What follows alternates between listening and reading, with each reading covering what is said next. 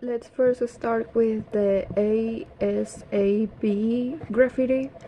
We chose this piece because it's like the foundation, like the basic universal shout of resistance against authority.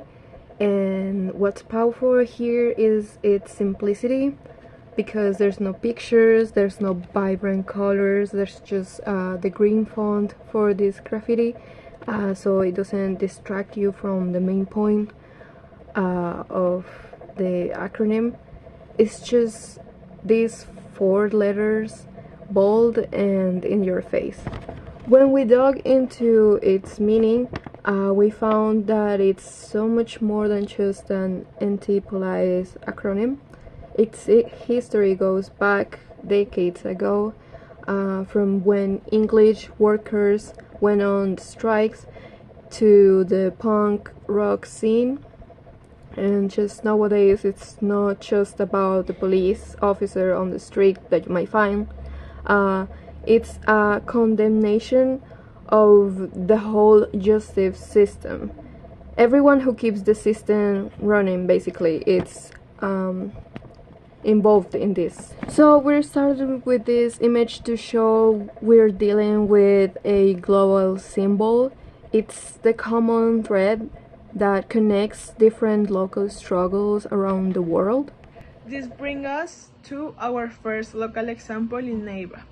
The phrase, "the river brought to the surface what the state hides," is a direct, poetic, and devastating accusation. We select this mural because of its powerful localization of a global issue. The river here is not a metaphor, it's a crime scene. During the 2021 national strike in Colombia, the bodies of disappeared protesters were found in rivers. So this graffiti transforms a natural element into a keeper of memory and a revealer of hidden state violence. Our analysis showed that the symbolic imagery, the skull and the vulture, directly represents death and the state's neglect. The tone is accusatory and mournful. This mural takes the spirit of "all cops are bastards," the anger at a corrupt system, and grounds it in a specific tragic Colombian reality. It turns a public wall into a space of social memory, giving voice to victims the state tried to silence. Our third selection uses a different tactic, biting irony. It depicts the logo of Éxito, a popular supermarket chain, alongside the phrase "Special Prisoner Days," and images of riot police as skeletons. We chose this image because it reveals another layer of systemic complicity. It refers to documented reports that an Éxito store in Cali was used by the SMAT as a temporary detention and torture site.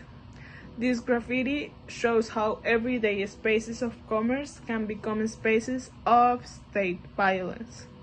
Our analysis focused on this contrast. The familiar Chilford brand colors crash with the image of death and repression. This visual contradiction drives home the message that police brutality is not an isolated issue. It involves corporate complicity. It visually supports the "all cops are bastard" argument that the problem is the entire system. The first takeaway from this, because there's like 3 that we took into account, is about local connection. A global symbol like ACAB doesn't just get copied and pasted, because in Colombia it gets adapted. The anger is translated into local stories about bodies in rivers, or supermarkets turned into prisons. The second takeaway from this is about purpose. These aren't random scribbles. They're instead powerful, intentional statements. They take our public space to tell a story that news channels might ignore. It is a story of repression and of people fighting back. And finally, the last takeaway is that they created memory. Together, these pieces in the walls form like a kind of open air museum because they make sure that the victims aren't forgotten, and also the truth, because no matter how hard the state tries to hide it, people will remember it in these walls. So they prove that when people's voices are silenced, the walls themselves will start to speak.